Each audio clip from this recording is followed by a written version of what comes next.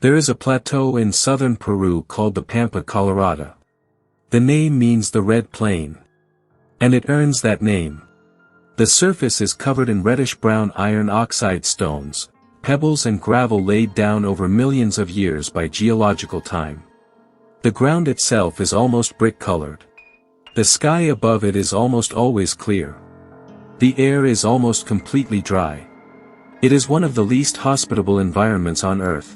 Almost nothing lives here, almost nothing grows, the wind barely stirs. Scientists consider this plateau one of the driest places on the planet outside of polar regions. And scratched into this ancient red desert, over an area of roughly 450 square kilometers, an area larger than the city of Chicago, are hundreds of figures. A hummingbird. A condor. A spider. A monkey with an elaborate spiraling tail. A whale. A pelican. A human figure on a hillside that some people have called the astronaut. Trapezoids, triangles, and spirals. And lines, straight lines, running for kilometers across the desert floor, crossing hills and valleys without deviation, as if the landscape simply doesn't matter. From the ground, these figures are invisible. You can walk right next to them, right across them, and have no idea what you're standing on. They are only legible from above. From the air. They were created by people who, as far as we know, had no way to fly. This is the story of the Nazca lines. One of the most studied, most debated, most genuinely extraordinary archaeological sites on our planet. Today we're going through everything, what they are, who made them, how they made them, what the science actually says about why, and why, after more than a century of investigation, they still haven't entirely given up their secrets. Let me be precise about what the Nazca lines actually are, because I think the details matter and often get glossed over. The lines and figures, collectively called geoglyphs, were made using an extremely simple technique. The Nazca desert surface is covered in a layer of reddish-brown stones. Beneath that layer is a much lighter, almost cream-colored ground, a mixture of gypsum and clay. By removing the surface stones and piling them at the edges, the people who made the Nazca lines essentially drew by subtraction. They didn't add material. They removed the dark layer to reveal the light layer underneath. The result is a light-colored mark, a line, an outline, a shape, on a dark red background. High contrast. Visible for miles from above. But at ground level, the edges of the lines are only about 10 to 30 centimeters high, barely ankle height. Easy to step over. Easy to walk across without realizing what you're doing. The geoglyphs fall into two main categories. There are the biomorphs, the animal and plant figures. The hummingbird, condor, spider, monkey, whale, pelican, tree, hands, flower. There are about 70 of these, and they range from around 50 meters across to over 300 meters. And there are the geoglyphs, the trapezoids, the triangles, the zigzags, the spirals. These are more numerous and cover a larger area. Some of the straight lines run for more than 10 kilometers. The entire complex is recognized as a UNESCO World Heritage Site, inscribed in 1994. It covers approximately 450 square kilometers of the Pampa Colorada and surrounding areas. Before we go any further into the mystery, I want to spend a moment with the people who made this. Because I think one of the things that frustrates me about some coverage of the Nazca lines is how quickly people leap past the actual civilization to get to the speculation. The Nazca culture, sometimes spelled Nazca, flourished in the river valleys of southern Peru from roughly 100 BCE to 800 CE. They were a sophisticated people. They were accomplished farmers who developed remarkable irrigation systems, underground aqueducts called puquios, that allowed them to farm in one of the driest environments on Earth. They were extraordinary textile weavers. Their ceramics are among the finest in pre-Columbian South America, vivid, colorful, detailed, and beautiful. They understood their landscape deeply. They had been managing water in this desert for centuries. They knew the plateau. They knew the ground. They knew the stars. The Nazca culture didn't have writing, as far as we know. They didn't have the wheel. They didn't have metal tools, their implements were stone, wood, and ceramic. They built no monumental architecture in the sense of pyramids or temples on the scale of other ancient civilizations. What they built was on the ground itself. The desert floor was their canvas. And they worked it for hundreds of years, generation after generation, adding to, connecting, extending what the people before them had created. These weren't aliens. They weren't a mysterious vanished race. They were people, deeply human people, who looked at this desert and decided it needed to say something. Here's one of my favorite parts of this whole story. And I think it's the part that most deflates the "this must be technology beyond human capability" argument. The Nazca lines are not technically difficult to make. Researchers, including a team led by archaeologist Joe Nickell in the late 1980s, demonstrated that a small group of people using only tools available to the Nazca culture could accurately reproduce a large geoglyph in a matter of days. The technique is straightforward. You mark out a design using stakes and chords. You use the chord as a straight line guide, the same principle as using a piece of string to draw a circle. You remove stones from one side of the chord and pile them on the other. You move the chord. You repeat. For the large animal biomorphs, the shapes were likely scaled up from smaller drawings using a grid system, again, requiring nothing beyond rope, stakes, and careful measurement. Archaeological evidence for wooden stakes and cords has actually been found at some Nazca geoglyph sites. The extreme dryness of the Pampa Colorada is what has preserved the lines for roughly 2,000 years. In almost any other environment on Earth, 2,000 years of rain, erosion, and vegetation would have erased them. Here, where it almost never rains, where the wind is gentle, where nothing grows, they have simply stayed. A rare combination of human effort and extraordinary environmental stability. So, simple technique plus ideal preservation conditions plus extraordinary scale plus centuries of dedicated effort equals the Nazca lines. No advanced technology required. Just time, intention, and an enormous amount of work. I want to dwell on the scale for a moment, because I think it's easy to hear large geoglyphs and not really feel the magnitude. The condor geoglyph has a wingspan of approximately 130 meters. The hummingbird is about 66 meters from wingtip to wingtip. The spider is approximately 46 meters across. The monkey, with its extraordinary spiraling tail, fits within a space of roughly 55 by 60 meters. The whale reaches around 60 meters. These aren't sketches. These are engineering projects. And the precision is genuinely remarkable. The straight lines, some of which run for 10 to 15 kilometers, deviate by only meters over their entire length. The animal figures, when viewed from the air, are clean and recognizable, not rough approximations but confident, detailed outlines.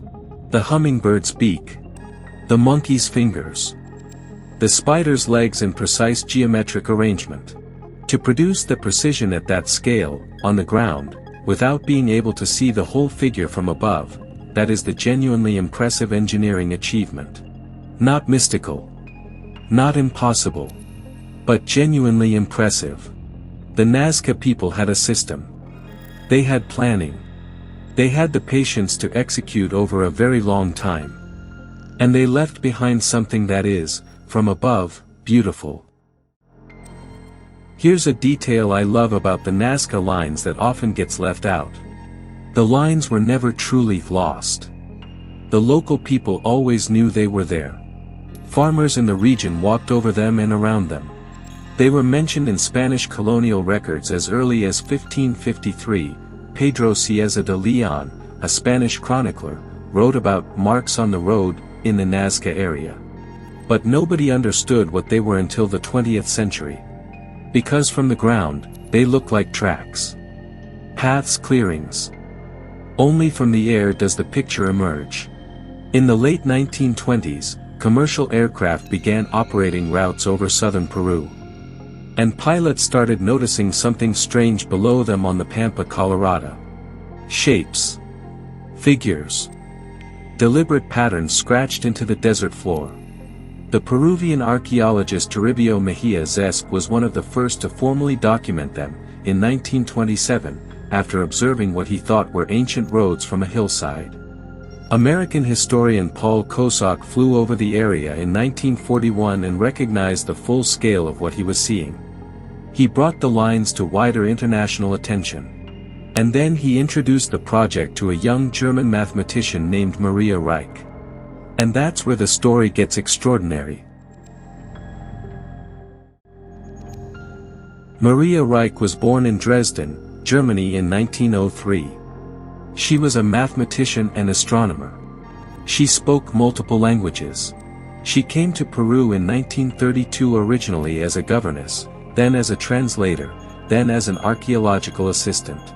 When Paul Kosok introduced her to the Nazca lines in the early 1940s, something clicked into place. She recognized, immediately, that whatever these lines were, they deserved her full attention. And she gave it to them.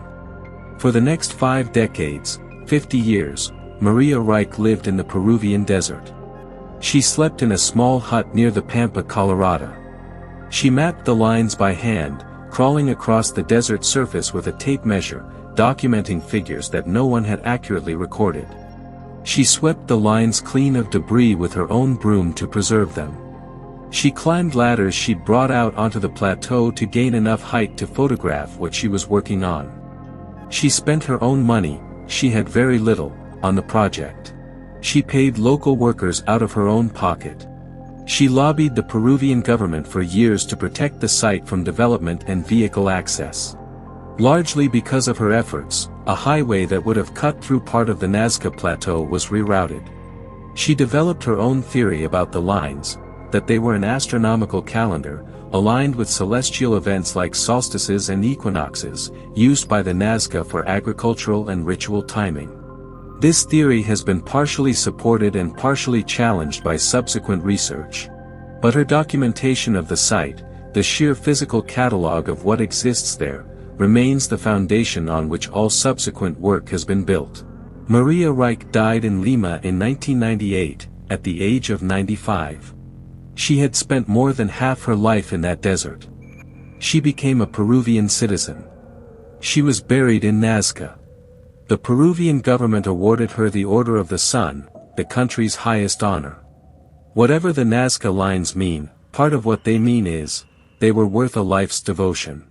And she gave them one. Alright. The big question. What were the Nazca lines for? Let me walk through the serious scientific theories, because there are several, and the honest answer is that they're probably not mutually exclusive. Theory 1, Astronomical Calendar. This was Maria Reich's primary argument. Some of the lines and figures align with astronomical events, the rising and setting of the sun at solstices and equinoxes, the positions of certain stars. A 1968 study by astronomer Gerald Hawkins analyzed 186 lines and found that about 20% showed statistically significant astronomical alignments. That's higher than chance, but not dramatically so. More recent analysis suggests astronomical alignment was likely a purpose, not the purpose. Some lines and figures have clear astronomical associations. Many do not. Theory 2, Water and Ritual. This is the theory with the strongest current scientific support. The Nazca Desert is extraordinarily dry. Water was a matter of life and death for any culture living here. Research by anthropologist David Beersford-Jones and others has found strong correlations between the Nazca lines and the Nazca culture's underground aqueduct system, the Puquios. Many of the major trapezoid figures appear to be oriented toward underground water sources. The spirals, which appear frequently, may be symbolic representations of water, an extremely common motif in Andean cultures. Under this theory, the lines and figures were part of a ritual landscape, places where the Nazca people performed ceremonies related to water, fertility, and the agricultural cycle. Walking the lines might have been a form of ritual procession. The animal figures might represent spiritual intermediaries between the human world and the water world. Theory 3, Ritual Pathways and Procession Routes. Related to the water theory, but focusing on the human use of the space. Archaeological evidence, including broken ceramics, food remains, and evidence of fires at the endpoints of some lines, suggests that people gathered at and moved along the lines for ceremonial purposes. The lines weren't just symbols to be viewed. They were paths to be walked. The current academic consensus is something like, the Nazca lines served multiple overlapping purposes, ritual, religious, astronomical, and hydrological, and their meaning evolved over the roughly 600 to 800 years during which the Nazca culture continued to create and modify them. They were not made for a single purpose by a single group at a single moment. They grew. The Nazca lines are not just a mystery from the past, they're an active area of modern scientific research, and some of the recent findings are genuinely exciting. In 2016, the Peruvian Ministry of Culture used drone technology and photogrammetry to conduct a comprehensive new survey of the Nazca Plateau. They discovered over 50 previously unknown geoglyphs, figures that had been too worn or too small to identify from the ground or from higher altitude aircraft. Some were hundreds of years older than previously known examples, suggesting the tradition was even older than previously thought. The University of Yamagata in Japan has been conducting the Nazca Lines project since the 1990s, using satellite imagery, aerial photography, and ground survey to systematically document and analyze the geoglyphs. As of their most recent published work, they had identified over 168 new figures, bringing the total number of known biomorphic geoglyphs to well over 200. In 2022, researchers using AI-assisted image analysis in collaboration with IBM and the University of Yamagata identified additional small geoglyphs that were invisible to standard survey methods. The AI was trained on known examples and then applied to satellite imagery of the entire plateau. 17 new figures were confirmed. The water and ritual theory has been strengthened by LiDAR surveys, a technology that uses laser pulses to map ground surfaces through vegetation, which have revealed new details about the relationship between the geoglyphs and ancient water management features in the surrounding landscape. Carbon dating of organic material found at the sites has refined the date range. The oldest geoglyphs appear to date to roughly 500 BCE. The tradition seems to have continued until approximately 500 CE, a span of about 1,000 years. 1,000 years. Think about that. The Nazca lines aren't a single project. They're the accumulated record of a civilization's relationship with its landscape, its gods, and its water, expressed over a time span longer than from the fall of Rome to today. I want to close on something that I keep coming back to when I think about the Nazca lines. We live in a world where almost everything we create to be seen. We post, we publish, we broadcast, we share. Our creations are designed for an audience, the bigger the better. Visibility is the metric. Reach is the goal.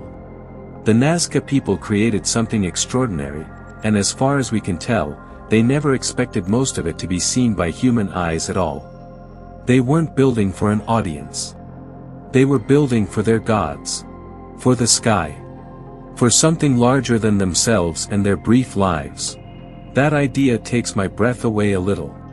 What does it mean to make something that nobody, or almost nobody, will ever fully see?